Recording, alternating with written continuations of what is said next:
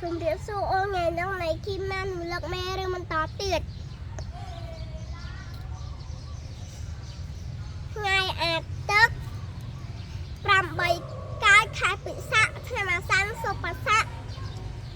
ពុទ្ធសករាជ2568ត្រូវនឹងថ្ងៃទី4ខែឧសភាឆ្នាំ2025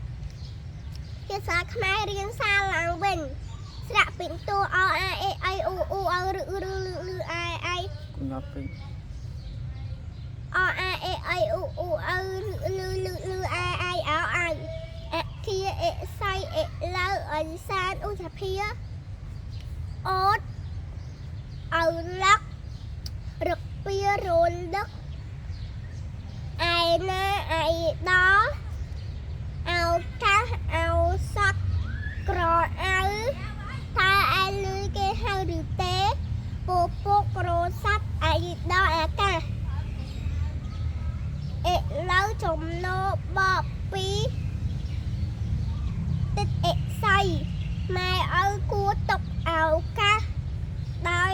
ដល់កូនបានរៀនជាប់លាប់ជម្រាបលាអ៊ំ